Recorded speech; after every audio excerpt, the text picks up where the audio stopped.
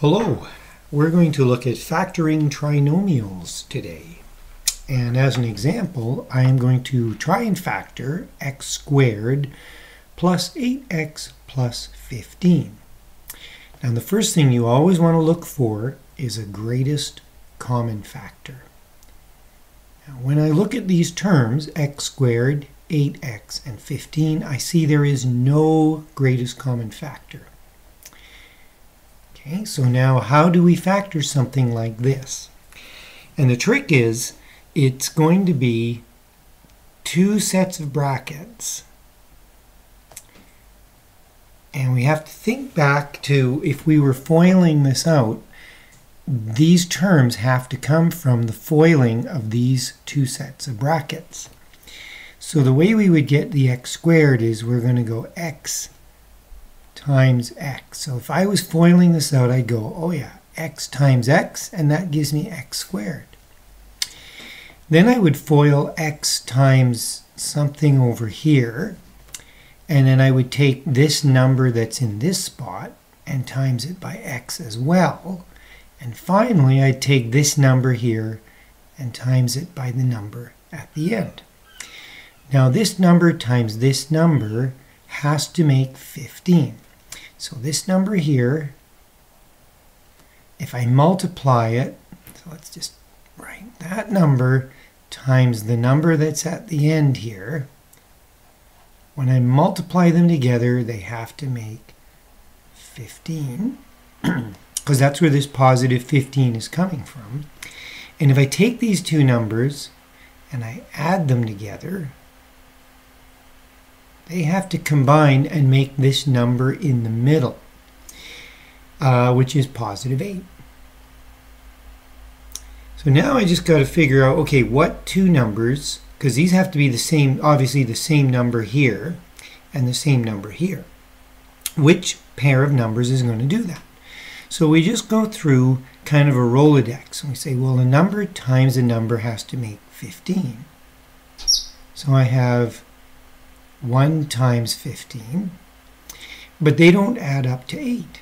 So now I'm going to keep going. 3 times 5, and I go, hey, that's pretty good, because that's going to add up to 8. So that's our two numbers. Now to make sure that this actually does work, if I FOIL it out, it's got to give me x squared plus 8x plus 15.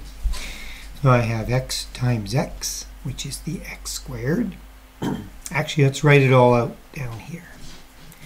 Then I have x times positive 5, which is plus 5x. Then I have plus 3 here, positive 3 times x. And then at the end I have positive 3 times positive 5, which is 15. And if I combine these two like terms, I get positive 8x. So I'm getting all three of these when I FOIL this out. So this is our answer right here. There's our factored form. Okay, and that's how we factor these kinds of trinomials. All right, let's move on and do another example. Okay, so I'm just going to clear the board here.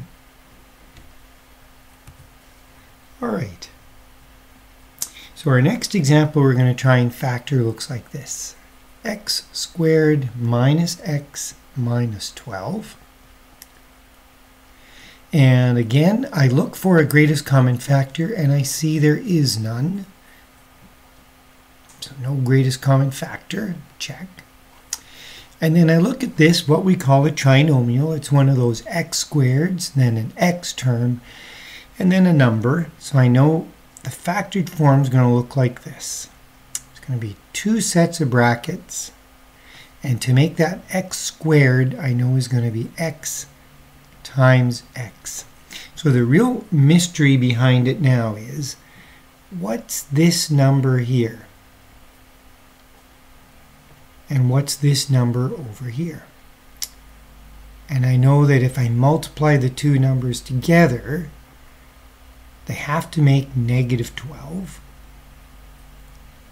And if I take those same two numbers and I add them up, they've got to add up to -1. So now this is what we're looking for. We're looking for the pair of numbers. So I start my little Rolodex. I go, well, 1 times 12. If one of these was negative and the other positive, they would multiply together to make -12, but they're not adding up to -1. So now I'm going to try the next possibility, which might be -2 times 6, but they don't add up to -1. And I try the next possibility, and I go -3 times 4. Now this is very interesting because these add up to +1. So what I'm going to do is I'm going to change the sign and make it +3 times -4, because those numbers add up to -1. So this is it. There's our two numbers. So it's x plus 3 times x minus 4. And it's all factored. And I'm going to just zip through one last example. So clear the board. And factor this guy. 2x squared minus 4x minus 16. So, greatest common factor. Why, yes, there is. Each term here is divisible by 2. So I'm going to factor out that 2. That's going to leave me with x squared, and then a minus 2x, and then a minus 8. Okay, so I've taken out the greatest common factor. Then I'm going to look at what I have in the brackets here. See if this factors again. There is a possibility that I can factor it into the two sets of brackets. So it would be x times x. Now I need a number times a number that makes -8. Okay, so this guy here times this guy over here.